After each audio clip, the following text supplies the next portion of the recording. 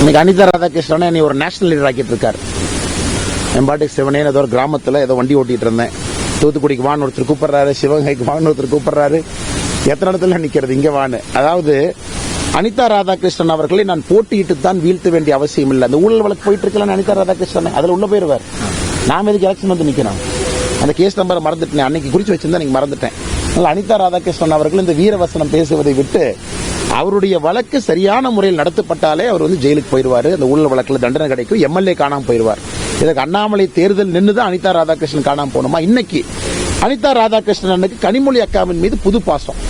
இத்தனை நாளா கனிமொழி அக்கா அவங்க மதிச்சாங்களானே? நான் ஆனஸ்டா கேட்கிறேன். நான் இந்த ஒரு அரசியலை பாக்குறேன். கனிமொழி அக்கா பாட்டு தனியா சுத்திட்டு இருப்பாங்க. கலெக்டர் போனா சஸ்பெண்ட், எஸ்பி கூட போனா சஸ்பெண்ட். கனிமொழி அக்காக்கு யாரும் திமுக ஒத்துழைப்பு கொடுக்க கூடாது.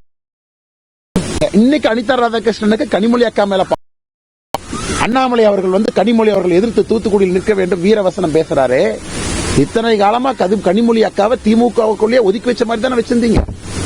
இதே தூத்துக்குடிய நீங்களும் பாக்குறீங்க, பத்திரிகை நண்பர்கள், நானும் பாக்குறேன். கனிமொழி அக்காவுக்கு ஏதாவது தூத்துக்குடிய திமுக மரியாதை கொடுத்தாங்களா? எதுவுமே கொடுக்கல. இன்னைக்கு தேர்தல் வந்த உடனே அனிதா ராதாகிருஷ்ணன் அவர்கள் காக்கா பிடிக்கிற வேலைக்கு போயிட்டார். கனிமொழி அக்காவை எதிர்த்து நான் நிக்கணும். கட்சி தலைவர்கள் நிக்கிறாங்கண்ணே, எல்லாம் எப்படி வளர்ந்து நிக்கிறாங்க பாருங்க, எப்படி நிக்கிறாங்க பாருங்க. மக்கள் தலைவர்களாக, சக்திகளாக அவர்கள் போதும். தூத்துக்குடியில யாரை வேண்டுமானாலும் வீழ்த்துவதற்கு 2024 தேர்தல் ரிசல்ட் பாருங்க. அண்ணன் இப்பதான் ஃபர்ஸ்ட் கேள்வி கேட்கிறாரு. அண்ணன் கேள்வி இதோட முடிச்சுக்குவேன்.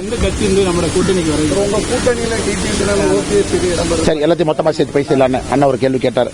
அண்ணன், எங்களை பொறுத்தவரை நீங்க பாக்குறீங்க, நேற்று பல்லடம் மேடை பார்த்தீங்க, இன்னைக்கு திருநெல்வேலி பாக்குறீங்க, சென்னை பார்க்க போறீங்க மார்ச் முதல் வாரத்தில். நாங்கள் எங்க இருக்கணுமோ இந்த நேரத்தில் அங்க இருக்கும்.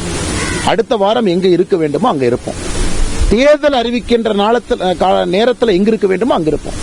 சோ நாங்கள் சரியான பாதையில எங்களுடைய குறியீடு அடிப்படையில் சென்று கொண்டிருக்கின்றோம். இப்ப இருக்கணும், இங்க இருக்கணும், இங்க இருக்கணும். இன்னைக்கு மோடி அவர்கள் மீது அபரிதமான அன்பு, அபரிதமான அன்பு. மோடியே சொன்னா பாருங்க, சொன்னாருக்கு பாருங்க. இன்னைக்கு திருநெல்வேலியில மோடியை சொன்னாரு பாருங்க.